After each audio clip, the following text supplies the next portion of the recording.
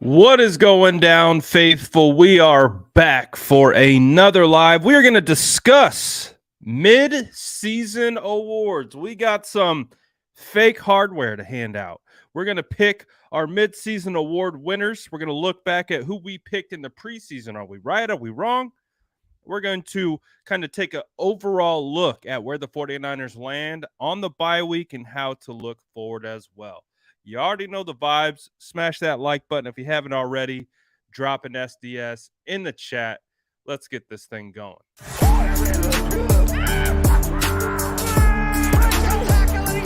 Smash that like button if you haven't already. Love to see it.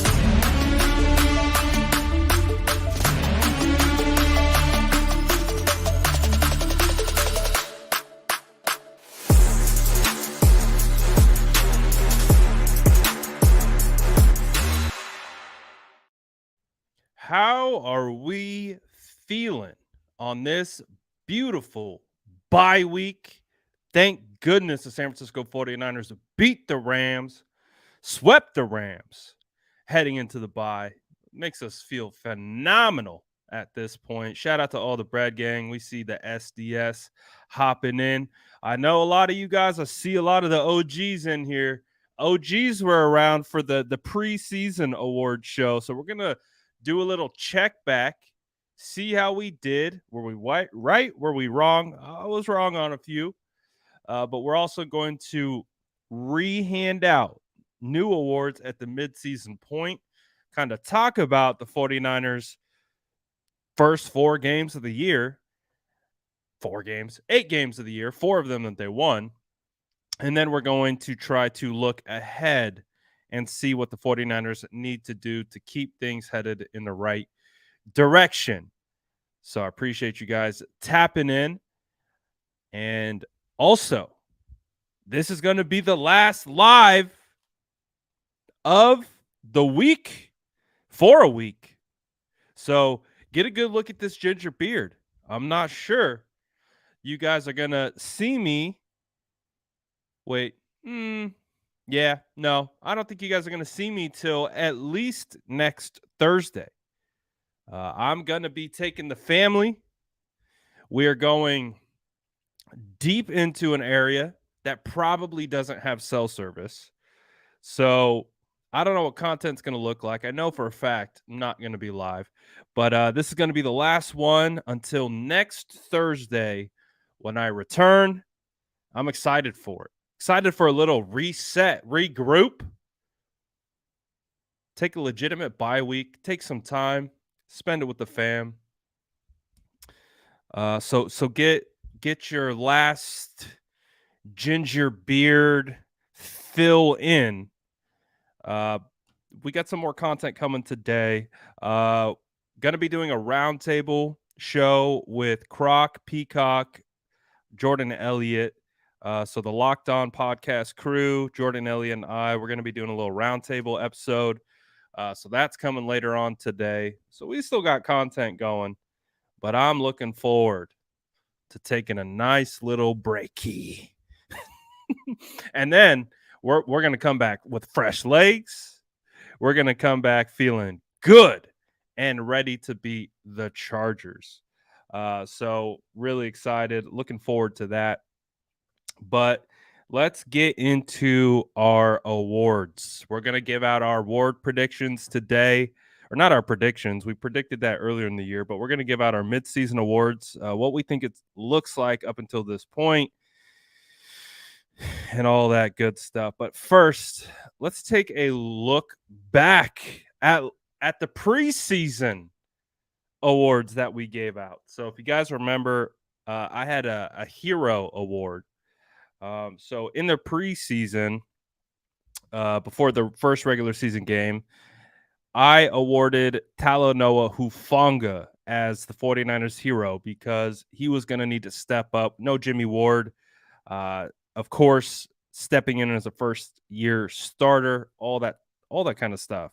Talanoa Hufanga, I said, was going to have to be the hero this year. So far, he's done a pretty good job. Most underrated this year, I had Emmanuel Mosley, cornerback. I think he fit that mold pretty well. I think Emmanuel Mosley was definitely, I mean, at the level that he was playing before the ACL injury against the Panthers. Emmanuel Mosley was playing at a really high level, but again, just doesn't get talked about a lot. I still believe he was the most underrated player of the year.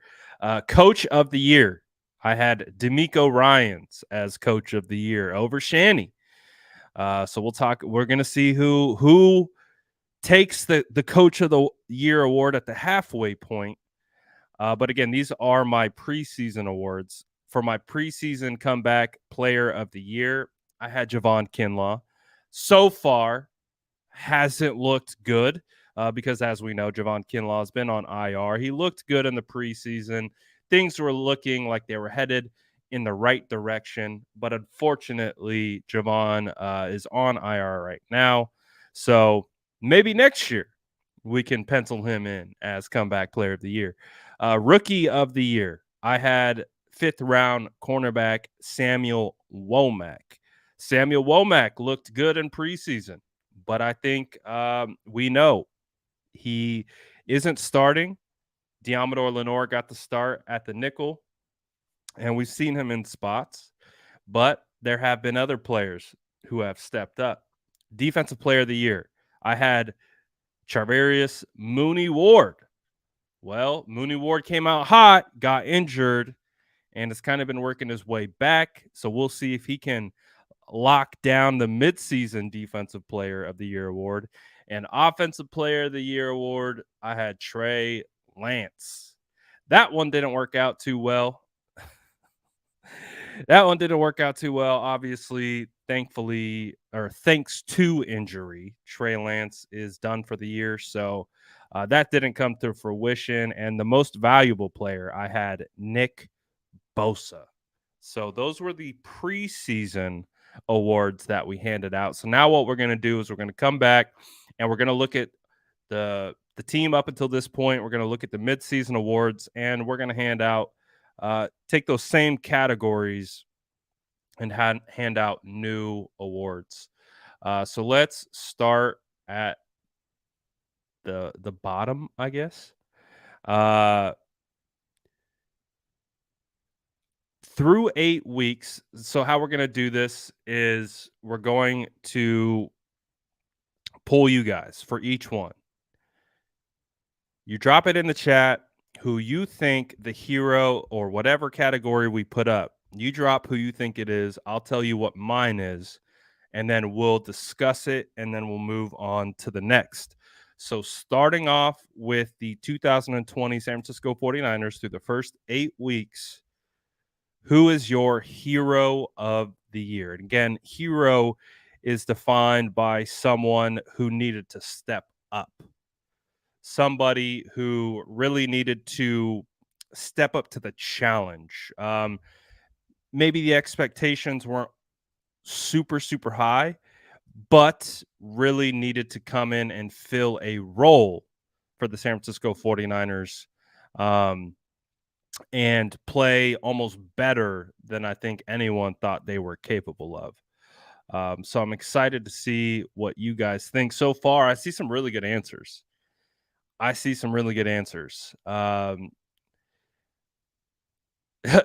You could definitely make the argument that CMC is the San Francisco 49ers hero. He might be saving the whole offense as a whole, but he's only been here for 2 weeks.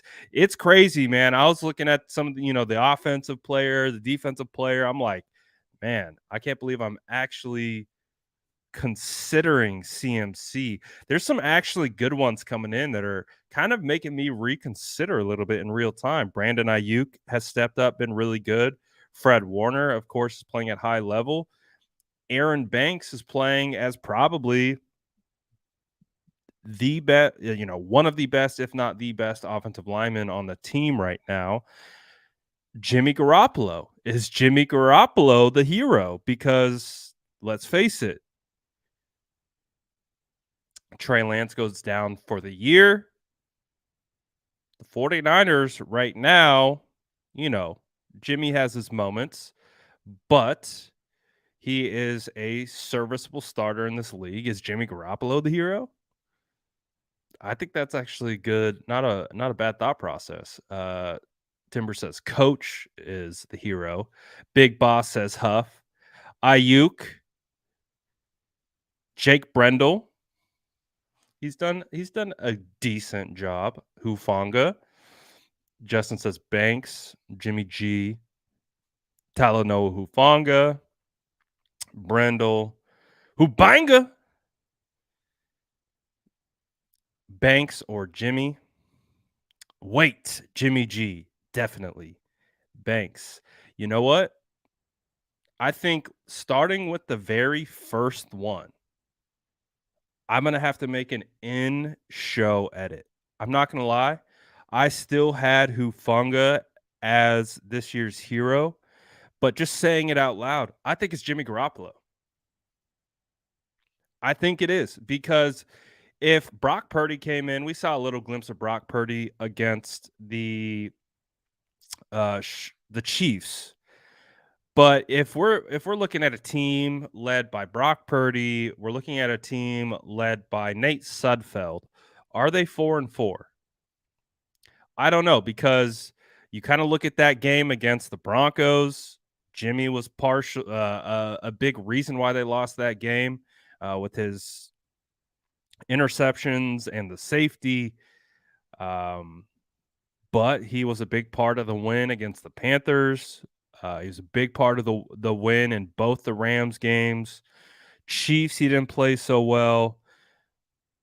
But when you look at kind of the long term, I think it's got to be Jimmy. I think I gotta make an edit in show. I started talking about Jimmy, and I was like, dang, I actually think it's Jimmy. I didn't consider Jimmy well enough. So mine is going to be Jimmy Garoppolo. I think Jimmy Garoppolo is going to end up being the hero, especially the way it all went down. He came into the year as a backup. The starter goes down with a season-ending ankle injury. I feel like that's the definition of what a hero is. I feel like that's what I don't think we anticipated Jimmy to really play this year. We were really hoping that Trey Lance was going to be able to stay healthy and take over that leadership role and continue to elevate the offense. But he goes down with the injury. So, definition of hero kind of feels like Jimmy Garoppolo. So, I'm going to have to go Jimmy. I'm going to make a little change. I think Hufanga did a good job starting out the year as the hero. He's kind of cooled down a little bit. I know I think, dealing with some injuries, but I got to go hero. I'm giving it to Jimmy G. I think it's appropriate at this particular point. But I'm really interested to see what you guys think about who has been the most underrated San Francisco 49ers up until this point. There's a lot of good players on this team, but there's also a lot of underrated players. I think there was no question that Emmanuel Mosley was and could still argue is the most underrated, one of the most underrated players on the team, but he's hurt. So who comes next? Who is the most underrated San Francisco 49er player in 2022 through the first 8 weeks of the season? So far, I'm liking some of these answers. Quite a bit. And let's start at the top. We got a Mike McGlinchey most underrated. You don't see that too often. Charles Omenihu. We've got, is that a Jordan Mason? We have another Charles Omenihu. We got Ebukam. I don't know. Aaron Banks is starting to feel rated at this point. I think he's getting to almost be a little bit of a rated standpoint because I think when we look at the 49ers offensive line, we're talking a lot about Aaron Banks. Hyder's underrated. Jake Brendel, yeah. Banks, Uh, Underrated. I always like Juice. Sure, he's a fullback, but we don't talk about him enough. David, I think that's a good point. I think Juice is definitely in that category for most underrated. Burford in the category for most underrated. I like Drake Jackson. I want to see more of him. I think we all want to see more of him. Is Brandon Ayuk the most underrated? Could be. Banks underrated. Tashawn Gibson. That's a good one. He's been pretty solid this year, especially stepping in for Jimmy Ward. And Jimmy Ward came back and he kept playing. Aaron Banks, Jordan Mason, Hufanga. Lisa says, I also don't think many of us really expected to see that many deep pass attempts, too. A lot of Jimmy haters still won't admit it.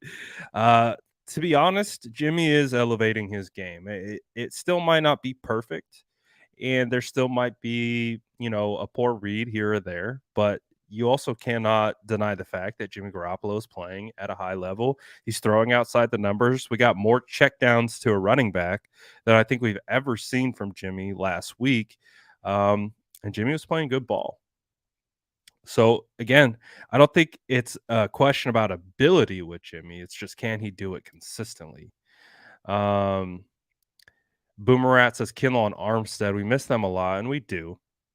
Aaron Banks, comeback player of the year, Mike McGlinchey, maybe.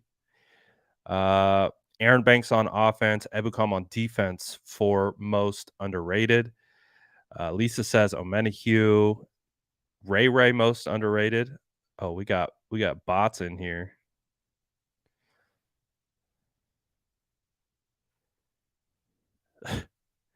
Kyle Juszczyk, Brandon Ayuk underrated. That guy is beast. He doesn't get much attention. We have big. I like Brandon. He does need more attention. I kind of agree with this. How is Mike overrated? Everyone is hating on him. How does a guy that the fan base seemingly hates the most is also overrated at the same time? We got Ayuk, Burford, Dwelly, like that Ross Dwelly pick. So this is who I'm going to pick for most underrated.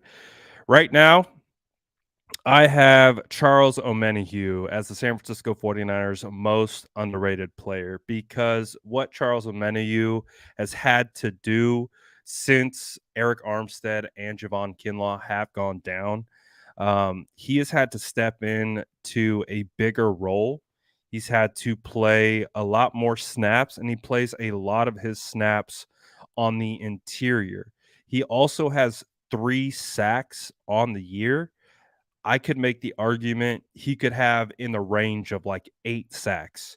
I can go back to almost each and every game this year where he beats the guard clean with some type of pass rush move, gets right by him, but the coverage on the back end just fails him, and not necessarily fails him. The quarterback makes a quick read and gets the ball out a step before Charles Omenihu can get home for a sack. I mean, it is like clockwork. He pancaked the guard against the Rams, and the Rams guy tripped him, and that stopped him from getting a sack. Like, the sack numbers aren't I don't think do him any justice, and he still has 3 sacks on the year. Um, I think you could be talking about Charles Omenihu as someone that could be a potential 6 to 7 sack guy at this point if he just could get one half step of coverage on the back end on some plays that he's won. And again, he's had to step into a much bigger role on the interior. So I think Charles Omenihu right now is the most underrated player. I know he doesn't get a lot of hype. I know Jordan Elliott of Niners Nation is doing a phenomenal job of covering the impact that Charles Omenihu has. He's in the upper echelon in the league with pass rush win rate. He's generating pressures. he's constantly around the quarterback. So he's doing a really good job, and that's a lot of that is coming from rushing on the interior. So I like Charles Omenihu. Omenahu's my guy for most underrated, but there's a lot of guys that can fit that role, and you guys have picked some good ones. I think there's multiple players that can fit that most underrated role, but I'm gonna have to go with Omenahu. Let's move on to our next one. This one's going to be interesting to see what you guys think. Um, who is your coach of the year? And again, we're talking, it doesn't have to be head coach. We're talking offensive coordinator, DC, run game coordinators, O line, tight ends, D line coach, linebackers coach, which is D'Amico, but we're talking D'Amico around. Like, who is your coach of the year up until this point? Who has done the best job with a group of men? Who is that going to be? Is this your coach of the year? This might be coach of the year. I don't know. Shout out, coach. What's good? So my preseason coach of the year was D'Amico Ryans.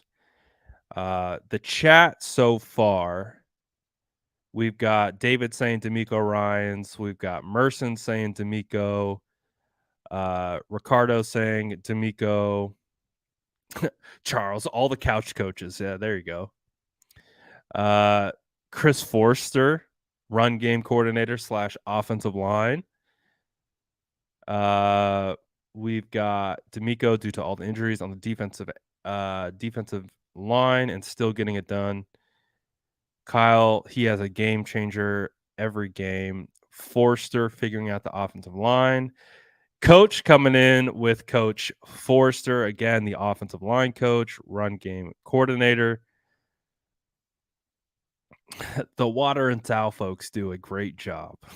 That they do. Shout out the EQ team. We got 49ers got one of the best EQ groups in the league.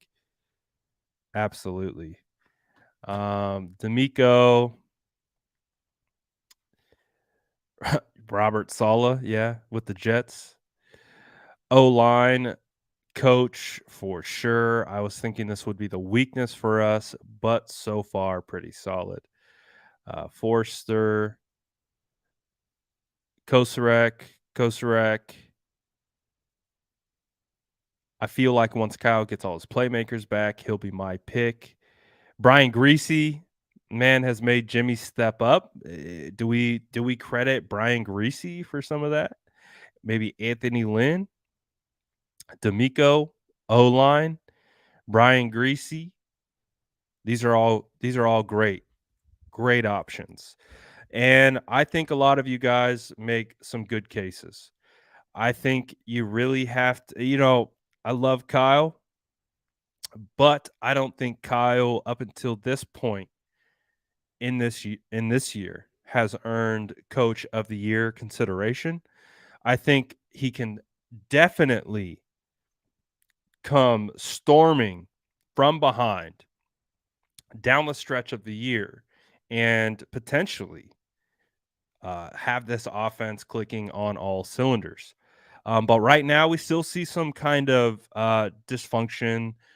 There's still rhythm patterns that are questionable, things like that. Some of the play calling in certain areas. So I don't think Kyle's up for it right now at the halfway point, but that doesn't mean he's out. And I really do think that it's between two coaches right now. It's between D'Amico Ryans and it's between Chris Forster. You can make a case for both sides. Obviously, the offensive line is a unit that we came into this season with a million questions about, not knowing what they were going to be able to do or provide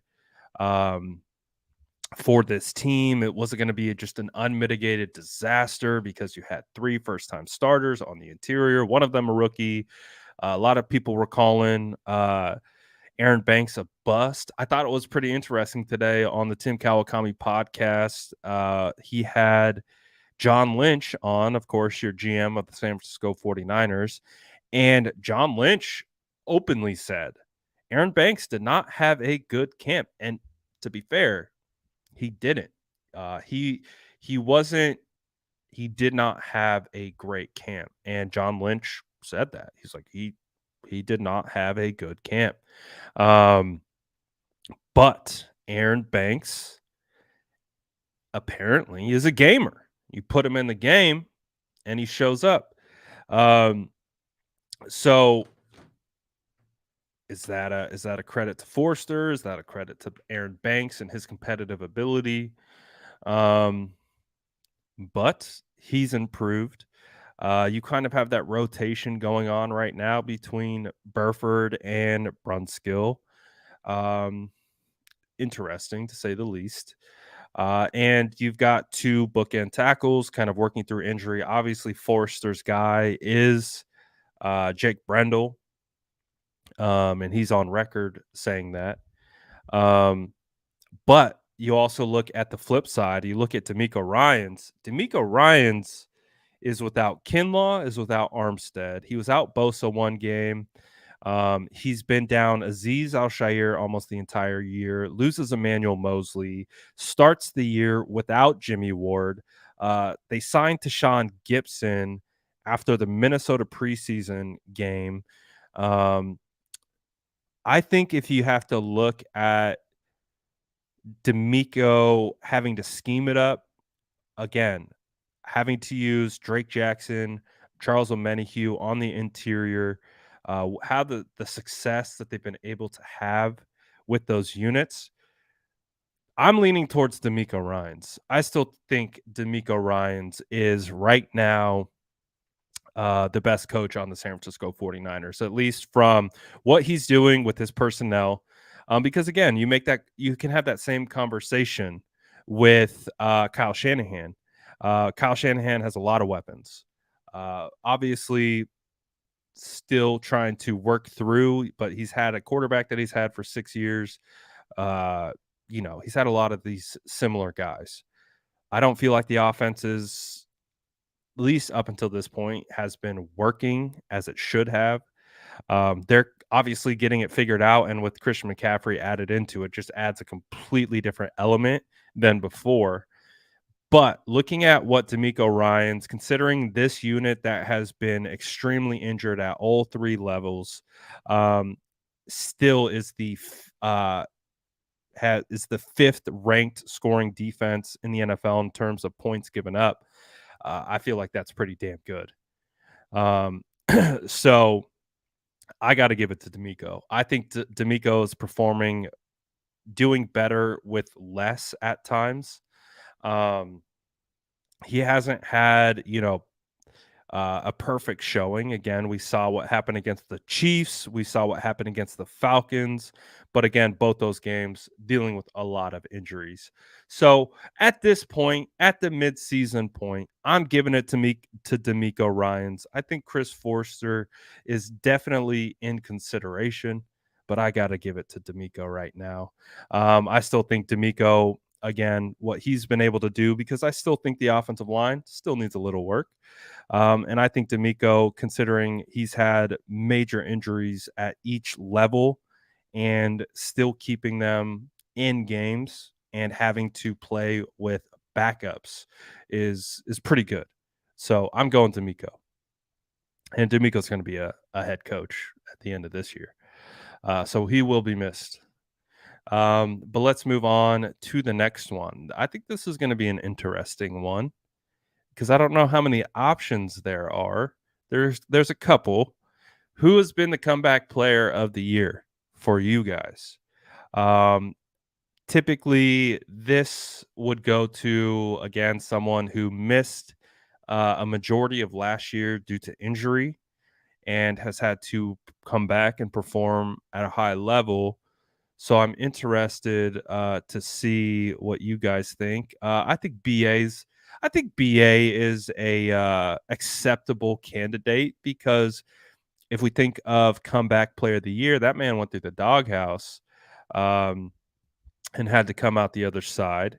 So I think that makes him a potential comeback player candidate. I think so. Diamador, I think I think that makes sense. Oh, we got coach dropping. He says, "Wow." So D'Amico walks into a loaded defense with first round picks all over the field, but Forster gets castaways and an aging Hall of Famer, not to mention the life's blood of our team in the run game. I'm hurt. You've changed. Hey, who would have thought that I would have picked against my offensive line brethren, right? Who would have thought? But let's face it, he walk into a defense full of first round picks. Those first round picks are hurt. Those first round picks are hurt. Those guys that have been paid are hurt. So he's had to adjust with less. Chris Forster told us Jake Brendel was Creed Humphreys, basically. Hand selected Jake Brendel. So I get it. There's 5 guys versus basically what, like 22. I just got to give it to D'Amico, man. He's managing entire side of a field opposed to Forster, who's done a good job. Again, I'm not going to argue against it. I think it's between D'Amico or Forster. But I got to give it to D'Amico. I still got to give it to D'Amico for even how much I do think Forster has done a good job. Got to give it to D'Amico at this point. Sorry, I hurt you, coach. I know it might. Yeah, I'm even wearing the O-line Masterminds sweatshirt. How dare I go against the O-line? But I still think the O-line has some work to do. I don't think they've been perfect either. And I don't think the defense has been perfect either, but I feel like they have had to come through and deal with a lot of injuries at very important positions. And I think D'Amico's doing a good job. But that doesn't mean Forster isn't doing a good job either. So comeback player of the year. McGlinchey's a candidate. Again, had an injury that some believed was going to be season ending. So far, he's played most of the games. He said, "Take that damn hoodie off." Nope. Coach came on here, tried to slander our man, Trent Williams. I'm not taking this thing off. You take it off. Controversial comeback player of the year, McGlinchey. We all know McGlinchey has had some horrible moments. Also, props to him for being able to stay on the field. It's a good point. But this is who I'm going to go for comeback player of the year. I don't know. I don't think I've seen anyone consider it yet. I don't think I've seen anyone name it yet. And I'm not going to put Banks as comeback player of the year candidate because he didn't play last year. So he's not really coming back from anything. And to be honest, Blake and Tomlinson, Daniel Brunskill, they did a good job. And so I'm not going to put Banks in that category. I see some now. My comeback player of the year is going to be Dre Greenlaw. I believe Dre Greenlaw only played in 3 games in 2021. And now he's hurt right now, but he should be back after bye. But how Dre Greenlaw has played, especially after he was given the extension, I feel like Dre Greenlaw is absolutely deserving of this particular award, this prestigious mid-season award. So the comeback player of the year for me is Dre Greenlaw. And again, I'm someone who definitely has a lot of respect and admiration for Azeez Al-Shaair, what kind of player he is, but he's been hurt for basically the entire year. And Dre Greenlaw has had to step into a big role, and he got hurt that week 1 game against Detroit, was effectively out the entire season until that back half, and then was playing on basically a pitch count. I think the first like real game he played was the that playoff game against the Rams. So he was out for pretty much most of last year. And with how he's been playing this year when he's been on the field, I think he's been playing really well. I had obviously Javon Kinlaw winning that award at the beginning of the year. Kinlaw has been able to stay on the field. So right now, I got to give it to Dre Greenlaw as the comeback player of the year at the mid-season point. Uh, this one, let's move on to our next award, Rookie of the Year. Who's going to be the Rookie of the Year? I think it really comes down to maybe 2 or 3 guys maximum that could be a part of this, but I am interested to see what your guys' take on this is. Who do you guys have as your rookie of the year at the midway point? Um, I like mine right now. I like mine. Uh, right off the top, we see a lot of Burfords. Burford, Burford. Womack, special team god. Jackson, Spencer, Drake Jackson, Burford, Drake Jackson, Burford. So again, we said about 2 to 3 guys that this really can be between, and so far you guys have hit it on the head between those 2 or 3 guys that it really could be. Burford because he's an actual rookie, but Banks is there. Well, Banks isn't a rookie, so he can't be. It is his first year, but still, sitting a year, being able to adjust to an offense. Uh, Drake Jackson, Spencer Burford, Samuel Womack. Spencer Burford. Oh, coach says my sneaky pick is going to be TDP. Don't sleep on how much he's going to take over the Jeff Wilson Jr. role. Well, maybe we're talking about TDP at the end of the year, but outside the 14 carries he had week 2 against the Seahawks, we really haven't seen a whole lot of TDP. So I'm going to definitely keep my eye out for TDP on the second half of the season, but I don't think TDP can be considered for the first half. But I wouldn't mind it. Drake Jackson for sure. Zakel, Womack, DJ. So again, I wonder if I'm going to surprise some of you. Maybe this was a bad day to wear the offensive line masterminds shirt. But this ginger beard, defensive player of the year, offensive rookie of the year. Jeez. Don't mind my mini stroke. My rookie of the year.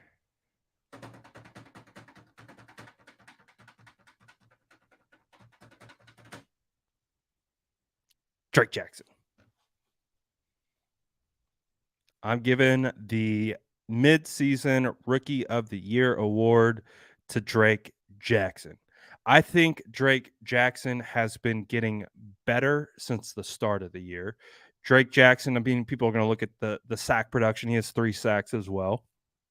I think Drake's sacks have been a little bit more opportunistic in a sense. Like one of the sacks that he had against the Panthers really was Charles Omenihu trying to wrangle Baker Mayfield to the ground, but he basically got tackled by the O-line and Drake cleaned it up. You had the cleanup sack from Drake against the Falcons, but I do think Drake has been playing really well. I do think with how he's been playing more on the interior and these last couple games, he's really started to ascend. This is my case against Burford. I watch Burford every game, and there's a reason Spencer Burford is rotating with Daniel Brunskill right now. So for me, you don't typically rotate offensive linemen. That's something that I'm still like really trying to wrap my head around because they're still doing it relatively consistently. But if I have to look at both Brunskill and Burford and look at both of them playing together, I think right now Brunskill's playing at a slightly higher level than Burford. And that's just because Burford is still going through some rookie mistakes. He's making improper technique, wrong first steps, attacking the wrong leverage. He's been doing good for the most part, and I think he's been getting better as the years progressed. But I still think there's a reason why they are rotating Brunskill in at right guard. So although I do think it is between Drake Jackson and Burford, for me personally, based on everything that I've seen from both Burford and Jackson, I kind of got to give it to Jackson at this point. Burford still has a little bit to show me. When it comes to physical traits, when it comes to physical tools, length, size, quickness, strength, Burford's a beast. He is looks like he's going to be the guard of the future. But right now, going from UTSA to the pros, like I mean, let's face it. Burford has had to play let's see, he went from DJ Jones to Aaron Donald to Derek Brown to Grady Jarrett to Chris Jones back to Aaron Donald. That's going to be a tough task right now for for a rookie, and I think he's still kind of working through it. And you can see, you know, when you're an offensive lineman, you're not just evaluating on physical tools. You're evaluating, can you be consistent with your technique? Can you be consistent with your leverage? Can you do what you need to do on a consistent basis? I think we can look at that game, that one play against the Rams, um, where he was like looking back. Like, I don't think that was on him or anything like that. What I'm talking about is when it is a down block and you have to get your head across and you have to be really sharp with your first step and really shoot your shoulder and your head into the opposite side. Sometimes he'll land on the wrong side, and that will create a leverage issue or a linebacker, or he'll take a wrong step. So those are the things right now. I'm a little bit more picky with my offensive line, but if he can work on those things and continue to, uh, again, and it's not like a discredit to Burford. Like, Burford is a rookie. He's learning on the job. He got the job in OTAs. He's gotten a lot of reps, but still, it doesn't change the fact that he's still learning in on the job in real time. And so I'm he's not a finished product. So he's going to get better and he's going to improve. And when he gets to that point, there's a good chance he's going to be one of the better guards in the league. But I don't think he is there yet, which is why I've landed on Drake Jackson. So right now, Drake Jackson's my rookie of the year. If you pick Burford, totally understand. But I just got to say, from what I've seen, not quite ready uh, to give that to Burford yet. I still think he's got some work to do. I think the potential and the arrow is pointing up on Burford. This isn't a again. This isn't a. I'm not talking down to Burford. I think he's still got some work to do, and I think that's fair. Um, for a rookie. I mean, what do you expect? I think year 2 Burford is gonna be a special player. I think he's gonna be really nice. But this year, I think is for sure trial by fire. Let's go to defensive player of the year. Who do you guys have right now? So these next 3 awards, defensive player of the year, offensive player of the year, and MVP are actually really difficult to pick. So I'm interested to see what you guys have to say. So let's start with the defensive player of the year. Who do you guys think that is going to be? Let's see what you feel in the chat. Not going to lie, these next 3 awards, we might have to do this as a collaborative group effort because I think it's like a dual-edged sword. I think there are guys that are stepping up, but I also think there's been some inconsistencies as well. So it's hard to like take the body of work through 8 weeks and just be like, this guy is the unquestioned defensive player of the year. I mean, you could look at that game against Fred Warner last week. Fred Warner was everywhere. You can look at games from Dre Greenlaw. He was everywhere. You can look at games from Bosa disrupting everything. You can look at games where Talanoa Hufanga everywhere. You could look at games where Charvarius Ward lockdown. It's like when you take the body of work through 8 weeks and you have to like put it on a scale and then measure them against each other. It's actually kind of difficult. It's kind of difficult. So let's go through who you guys think, and I'll tell you who I'm struggling to pick between. Robert's got Bosa, Jackie's got Huff. We got Bosa Ufanga, Fred Warner. Jason says Bosa easy, all pro Fred, Big Huff. We got Bosa. We got Fred. Bosa with Big Huff right behind him. Bosa's my dog. We got Huffy, Bosa, Bosa, Bosa, Fred or Hufanga, Bosa, Hufanga. So right now, I see 3 guys, and I think all 3 of those names are very fair for consideration. Bosa, Fred, Huff. I think E-Man would have been in consideration if he didn't get hurt. E-Man was playing lights out. Fred or Hufanga, Bosa, Fred, Superman, that hoe, Huff.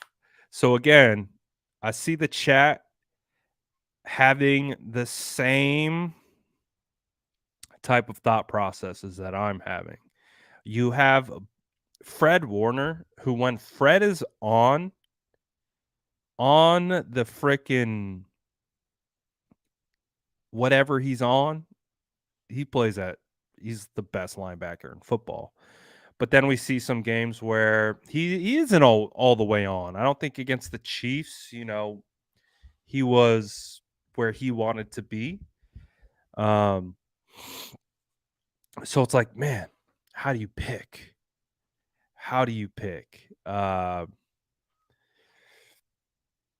We're not the same without Mooney Ward.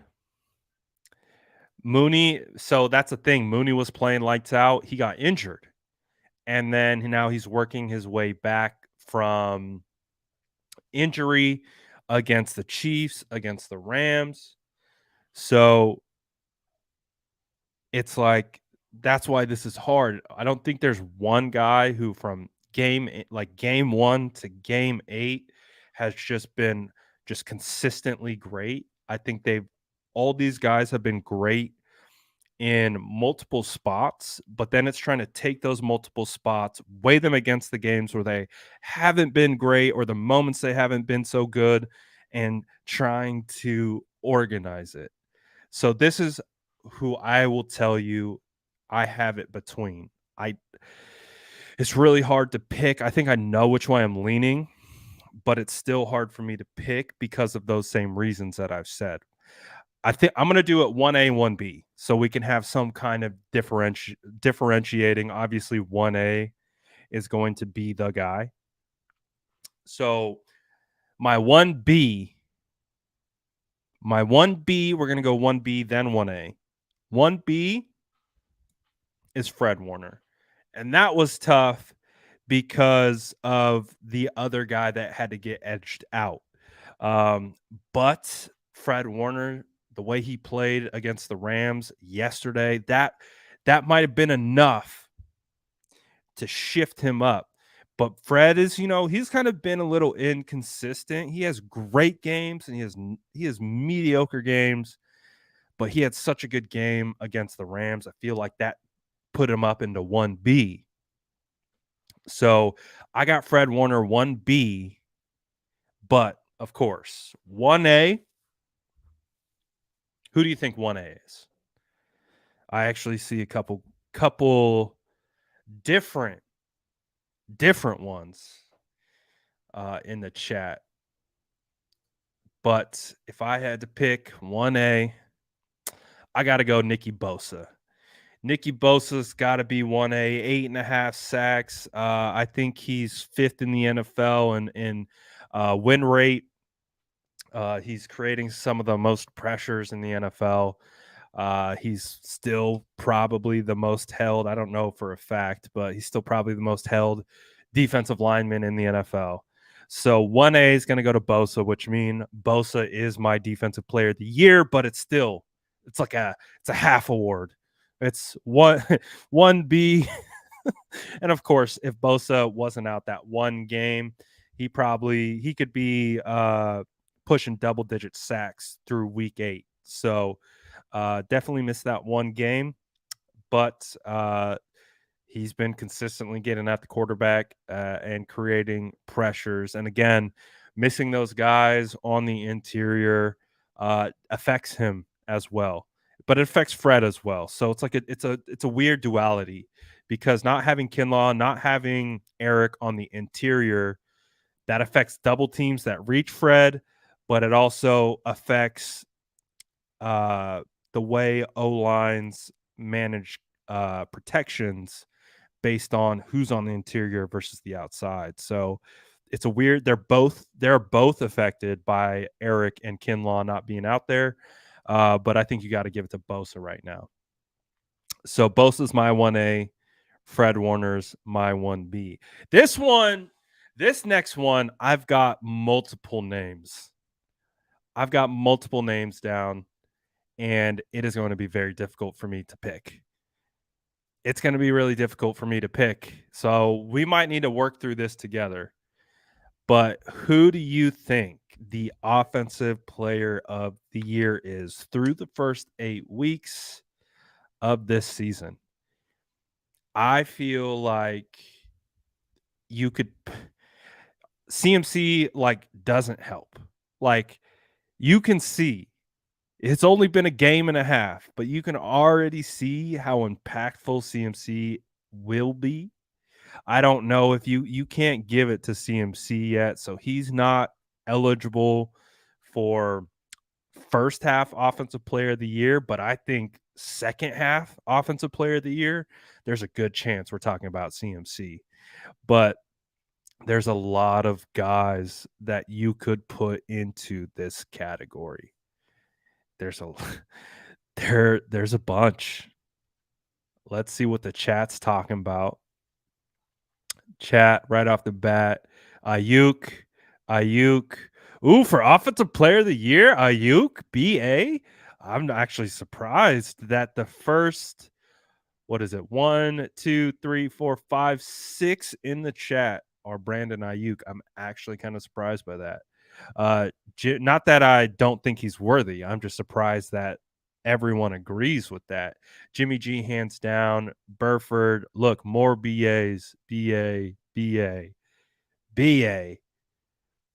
Hefe, RIP, not in the literal sense, but he's a Dolphin now. Ayuk, Jimmy, Hefe, BA, Kittle, BA, Banks, BA, Ayuk.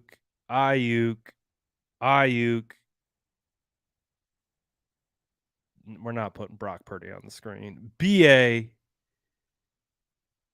This is a tough one, man. Jimmy G. Jimmy just to change it up. Well, I think we know where the chat's going. The chat is heavily in favor in BA. Wow. Not going to lie. Wasn't anticipating that.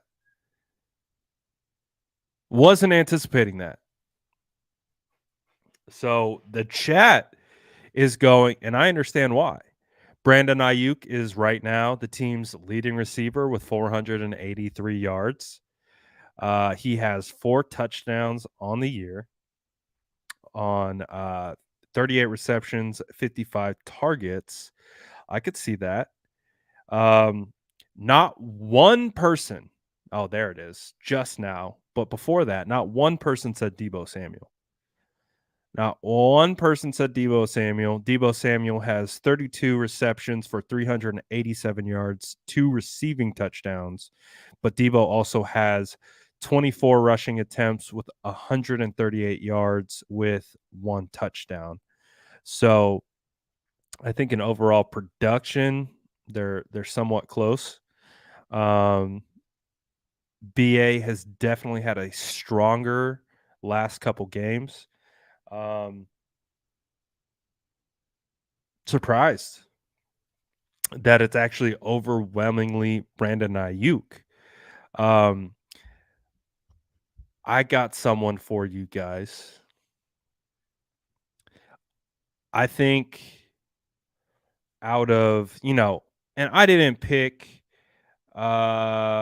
Burford for rookie of the year up until this point. I didn't pick Chris Forster for coach of the year.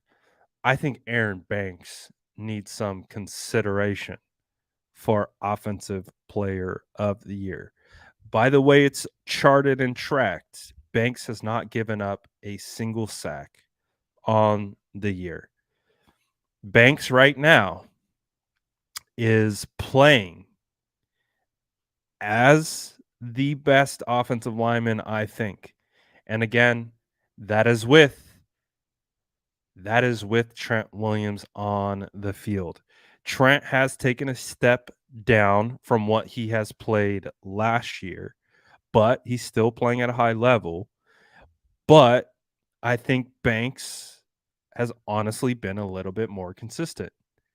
So that's where I'm having a hard time here. Banks, Ayuk, is Jimmy worthy? I don't know. Jimmy he has a 66.7 completion percentage. He's thrown for almost 1,700 yards. He has 11 touchdowns to 4 interceptions. He's been sacked 15 times. And again, not one of those sacks came from Aaron Banks. And he has a rating of 100.7. So I'm having a tough time. Brandon Ayuk is definitely up there. Aaron Banks is definitely up there. I think Jimmy deserves consideration. I think Debo deserves consideration. And if Christian McCaffrey had a couple more games, I think he would consider definite consideration for the position. So this is a tough one for me. This is a tough one because it's easier to quantify production with Ayuk based on his stats. Leading receiver right now for the 49ers. He's on pace to go over 1,000 yards on the year, potentially double-digit touchdowns. I don't know. But I got Banks up there. I don't know if I can put him up there as 1A. It's tough. No Kittle is mentioned. No Kittle has mentioned. Kittle's been good this year. Might not have the production. 39. He's got 28 catches for 319 yards, 2 touchdowns, but he's been phenomenal in the run game. No one likes to talk about George Kittle blocking, even though he's elite at it. He's been really good at it. So offensive player of the year.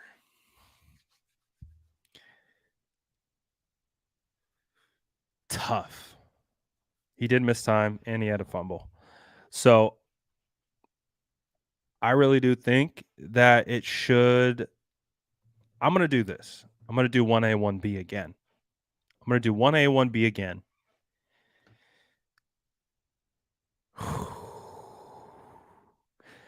1A, 1B again. Drop in your chat. Drop in the chat. Who's 1A, 1B? Again, this is a tough one. We got to work through this together. 1A, 1B. Who is your 1A and 1B offensive player of the year?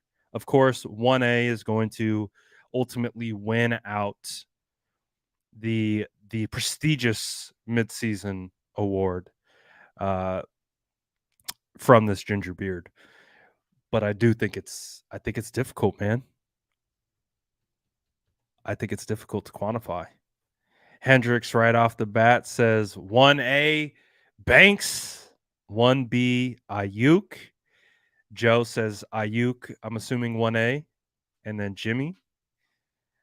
BA and Banks, 1A Banks, Banks and Ayuk, 1A Jimmy, 1B BA, 1A Ayuk, 1B Banks, Ayuk, Jimmy, Ayuk 1A, 1B Jimmy. This is a hard one. Oh, some juice love. I'll take the juice love. Banks, Ayuk, 1A Ayuk, 1B Kittle. There we go. There's some Kittle love. I think Kittle deserves some love. Ayuk is the first half winner. Jimmy had one good game versus Rams, so no. 1A Ayuk, 1B Banks. 1A Ayuk, 1B Banks, or 1B Jimmy. So this is how I'm going to do it. Because I think if he was given more opportunities, he would be the unquestioned. So my 1B is going to be Aaron Banks. I think Aaron Banks is playing at that high of a level right now on this offense. I think he is right now the best performing offensive line. And that's over my guy, Trent Williams. I got a damn Trent Williams jersey. I think Banks is playing right now at a higher level than Trent Williams. I think Banks has been performing at a consistent level. So Banks is going to be my 1B. And my 1A is going to be Brandon Ayuk. And it's going to be Brandon Ayuk because, like I said earlier, I think if you gave him more opportunities, he would still be able to do more. He would be able to put up more stats. He would be able to put up more effective plays and things like that. I think Brandon Ayuk is playing at a really high level. Anytime he's been given the opportunity, he's taken advantage of it. He's, again, still the leading receiver on the team. But again, if you gave him more shots and more targets and more, he doesn't really get that many opportunities downfield. So I'm going to give it to Ayuk. Ayuk is my 1A. Banks is 1B. Because I do think what is kind of has me on pause with Ayuk is that he just hasn't gotten as many opportunities. But the opportunities that he's been given, he's taken advantage of. If you gave him like a 10% uptick in targets and maybe deep shots downfield, we probably could be talking about Brandon Ayuk as one of the best wide receivers in the NFL, but he just doesn't get those looks. So we'll see what it looks like at the end of the year, but that's what I got it at right now. This one, we're going to have to work together on because who's been the MVP of the entire team this year? Who's the MVP? If you had to give out an MVP at the midseason point, who would you pick? Are you going offense? Are you going defense? My MVP after preseason was Nick Bosa. Ooh, I like that one. John Lynch. Can we hook up John Lynch for getting CMC in the building? Getting a 5th rounder for Jeff Wilson? It's not bad. Jeffrey says, imagine Ayuk getting tosses from Lance. I think he would have a lot more down. I think Ayuk would have a lot more downfield plays for sure. Right now, Ayuk is having to do everything over the middle, and I think that's kind of why um, it looks a bit pedestrian. But again, if he was given the opportunities, we would be talking about him probably as a runaway offensive player of the year. Hubanga, Robbie Gould, Bosa, Hufanga, Bosa,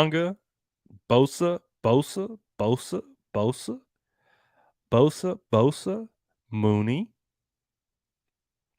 Nick Bosa, Fred Warner, Bosa.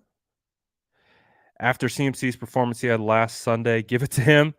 I think there's a very good chance CMC will be the second half MVP. I think there's a very, very good chance that's the case. Wichnowski.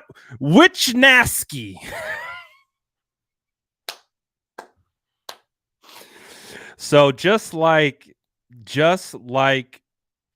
Hubanga is a thing because it was a typo. Like we say Hubanga because I forget who originally put it in our chat.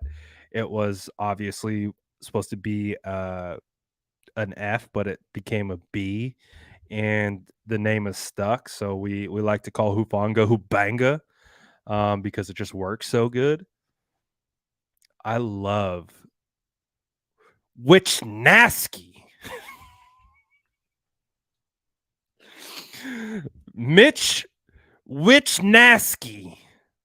That I don't know. I might have to call him that from now on. Mitch Wichnowski. That's fire. We got to keep that one going. Lynch for getting CMC and bringing Jimmy G back. I mean, those two moves are turning to be pretty impactful for the 49ers. Do we take a general manager into consideration for MVP? I wouldn't be opposed to it. Bosa, because when the defense is struggling, here comes Bosa with a sack out of nowhere. Hubanga, Banks on offense. Mooney Ward was playing lights out before he got the groin injury.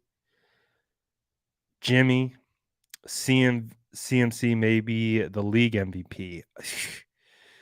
He might, because he had really good production with the Panthers. And I do think it speaks for being able to get traded and how quickly he's been able to generate production with the 49ers. I think that would actually, I think he'll be in consideration for league MVP for sure. The Kyle pulling his head out award where he actually trusts his players. Yeah, I think trust goes a long way for Kyle. Aussie boys. Give it to Jordan Mason for his special teams play. There you go.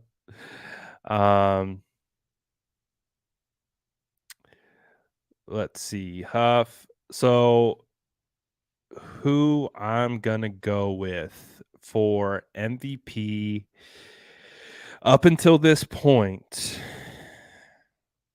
because I also do think his play is affected by others, is I still think, and again, still hard because we had a 1A, 1B with Offensive Player of the Year. We had a 1A, 1B with Defensive Player of the Year. I still don't think it's a runaway. I still think that this could be debated. I don't think there is just one clear-cut correct answer.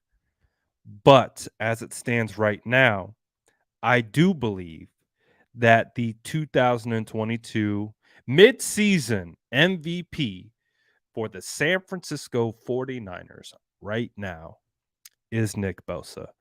I think, again, I don't think it's just mail it in unanimous MVP. I think it's one of those MVPs where it comes down to a couple votes, and it could be multiple guys. It could be offensive guys. It could be defensive guys. Hell, general manager, throw him into the mix. I do think there's multiple ways that you can go with this, but I'm going to go Nick Bosa still as the MVP. I still think he is, again, a guy that other defenses have to game plan around. He's basically the first guy that they're paying attention to when offenses come up to the line of scrimmage. They need to know where Bosa is. Um, he's still getting routinely chipped, double teamed, and held. And again, that is without Eric Armstead or Javon Kinlaw on the interior, which would also have a pretty substantial impact into how he could play. So I got to give the MVP this year to Nick Bosa. But I do believe that both the MVP, Offensive Player of the Year, and the Defensive Player of the Year could be different at the second half. So this is what I think is going to be most exciting. Like looking through and try to like recap how these guys have played through the first 8 weeks. I think what's cool about it is that there's still a lot of development going. There's still a lot of players returning from injury. And I think this team is going to actually be a better second half team than they were a first half team in regards to the season. So I think moving forward, um, we're going to continue to see guys step up. We're going to continue to see guys round out into shape.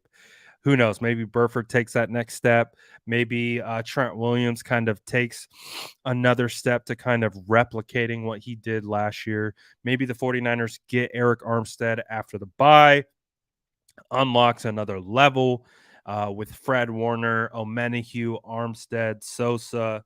The defensive line and D'Amico are able to do a bunch of different things. So I don't think this team by any standards is where they want to be or where they're going to finish. And I think that's the best thing when we take a look back at the first half of the year is there's still lots of room for improvement. And I think heading into the next leg of the race, we're going to see them fine tune. I think the offensive course is going to take a step with CMC in the building. So that's going to be absolutely huge. Huge for the 49ers offense. Then you get Debo back. Then you get Juice back. I think McGlinchey getting about 2 weeks off is going to be huge for his leg and just the recovery process and allowing his body to rest a little bit. The offensive line has been serviceable. I think they can be better. But you get all these weapons on the field at one time. You got Jimmy actually challenging, uh, down the field and outside the numbers. Kind of Jimmy's maturing a little bit. So I do think that the 49ers can. Who is Sosa? That's Samson Ebukam's Instagram name. I think it's Instagram and Twitter. He is Sosa. So we call him Bosa and Sosa. So going to be interesting to see how this team looks moving forward. But I do think there's lots of room for improvement, lots of room for getting healthy. And those things are combinations for good things moving forward for the 49ers. I don't think we can objectively sit here and talk about, well, the 49ers are moving in the wrong direction. I think the 49ers are moving in the correct direction. And not only with the correct direction in that they're moving, they're getting better. They're getting healthy. They're adding pieces. So I'm excited about it. I think we should all be excited for this next half of the year. I think we're headed towards great things. You look at the schedule that remains. The 49ers come out of the bye. They face the Chargers. Then they go down to Mexico to play the Cardinals. Then they're playing the Saints at home, Dolphins at home, Bucks at home for 3 weeks in a row. Then they go back on the road to Seattle, come back and face Washington at home, back on the road to the Raiders January 1st, and then they finish up at home against Arizona. I mean, They've got 6 home games opposed to 3 road games, and those road games are spread out. So the schedule's in their favor. The opponents are in their favor. If they win the NFC West, the 49ers are walking into the playoffs. They've got 3 games that decide if they are going to be atop the NFC West. Of course, they're already 1 game up on probably, you could argue, the second best team in the NFC right now, NFC West, which is the Seattle Seahawks. They obviously that's going to be a big test because it's a Thursday night game at Seattle. It's a perfect setup for a trap game. So we're going to have to see how it all goes. We're going to have to see how that plays out. But if they can sweep the Cardinals, sweep the Seahawks, just sweep the division outright, the playoffs are in our favor. So the 49ers have a good shot at this. And I do think they will be getting better at the second half of the season. So all things considered, being 4-4 at the bye week, not bad. I mean, losing to the Bears, probably didn't foresee that too much. Kind of a bad loss against the Broncos. Wasn't expecting to get beat by the Falcons. Chiefs was just the Chiefs. And yeah. But other than that, being 4-4, I think the 49ers are going to be in a pretty good spot moving forward.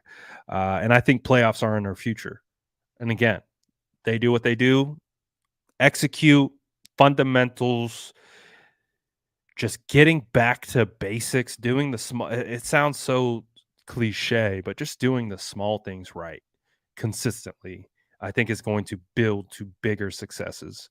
Also too, yeah, considering the injuries, being 4-4, having the majority of their team just completely down and them getting a lot of those guys back, so far so good. Again, they're down their starting quarterback. They're down their fullback. They're down. They've been down so many pieces. It's going to be wild. God, I hope we beat the Raiders. We better beat the Raiders. We will beat the Raiders.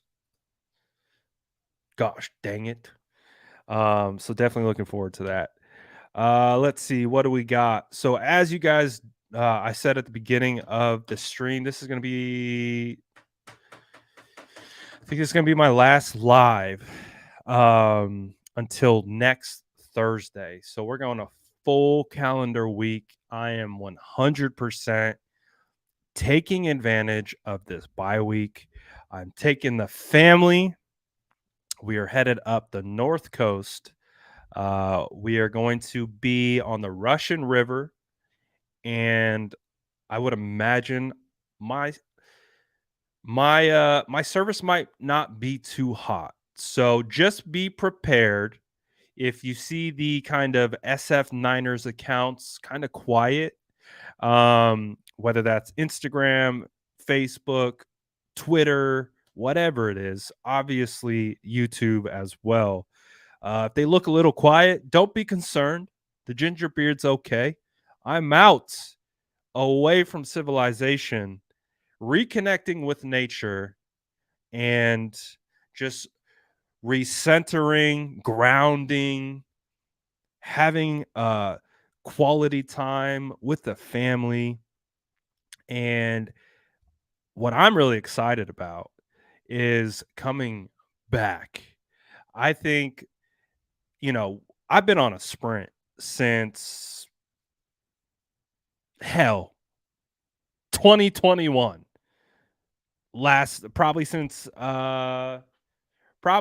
August of 2021 when training camp started. We went from training camp to preseason to season to playoffs to draft. Off season, we didn't take any breaks. Then we're right back in to training camp, preseason, season. So it's gonna be like my first break. Gonna be like my first break. Yeah, I will be on tomorrow. We'll be on tomorrow. We had a little scheduling issue, so I had to get on. We're gonna get on tomorrow morning. But yeah, we're gonna take a break. I might unplug a little bit, unplug, not look at the Twitters, not look at the comment sections. Oh yeah, I'm about to come back ready. And I think that's going to be a good thing for all of us. I think it's going to be a good thing for all of us.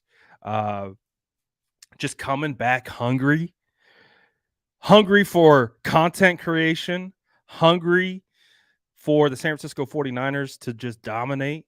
I'm looking forward to it. I think the break's going to be great.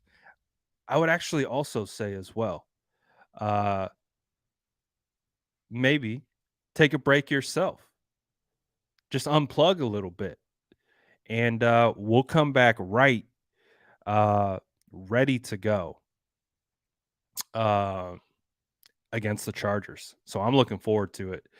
Um, we got through the trade deadline, so don't anticipate any major moves. I imagine the news that's going to come out next week is going to be the return of a lot of players. Obviously, if I have service, I'll try to get some uh, news out and stuff like that, but probably won't be doing lives or anything like that. So don't worry about me. Your boy's going to be good, but definitely excited to get out. Invest this money. Also, join the Discord if you haven't. Got you the link to the Discord right here. Chili did a great job setting that up. So if you want to get into a chat with a bunch of other SDS members, we got a Discord chat going. Just drop the link. I'm gonna go through a SDS withdrawal. You're gonna be okay. That hit once we come back on that Thursday is gonna be fire. I promise you. But again, should be going on 95.7 actually tomorrow morning. They had to do a quick little schedule shift. Warriors took over. So I should be coming back tomorrow morning on 95.7 the game. So you can hear me one last time on 95.7. Again, just had a weird little schedule thing pop up last minute. But I also I don't know how this is going to go out. I don't know if it's pre-recorded. I don't know if it's live, but we're going to be doing basically a roundtable. Brian Peacock, Eric Crocker of the Locked On 49ers podcast, and myself and Jordan Elliott are going to be joining them, and we're going to do a roundtable episode. I'm not sure if it's on the YouTube. I'm not sure if it's a live. I'm not. It could be a Locked On podcast episode. I don't know the exact details, but that is going to be happening at 3:30. Again, maybe keep an eye out. And of course, if it's not live, we'll definitely get it out when it is ready to go. But still some content to go for the rest of the day. I saw that. Tell them to put the chat back on. I saw that it was off today. Wonder what happened. What happened? Stay away from horses, Brad. Rob Shoe got bucked. What? What happened to Rob? He got bucked by a horse? No way. I haven't talked to Rob in a while. I got to hit Rob up, say what's up, check in on my guy. I had a lot of fun with Rob in Indy. That was fun. I got to check on him. Because they 95.7 took the chat off because they called out. Oh, interesting. Well, hopefully Rob's doing okay. I didn't know he got bucked out. Damn, that's tough. Sounds like he's okay. Oh man, that's tough. I gotta hit him up, see how he's doing. I did not know that. So hopefully Shoe's okay. I guess I'm gonna stay away from horses as well because I don't want that to happen to me. But again, appreciate all the SDS as always. We've been going ham for a long time now. We've been sprinting, feels like since the draft, since since the playoffs. We've been going for a while. So I'm looking forward to the break. Hopefully you guys don't forget about me. But again, got to shout you guys out as always. You guys are the best community, 49ers community on YouTube. Again, SDS stays undefeated. You cannot convince me otherwise. Really, and again, we have the Discord chat if you want to hop in and just vibe with everyone in the SDS. It might be a cool little meeting spot for everyone while we're out. Chili said that link doesn't work. So don't join that link. Join this link.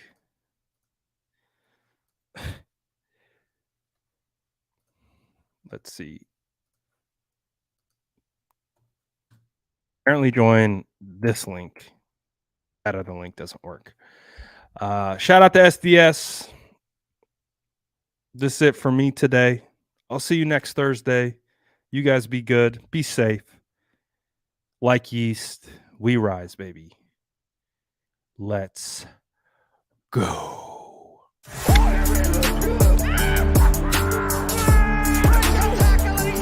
Smash that like button if you haven't already. Love to see it.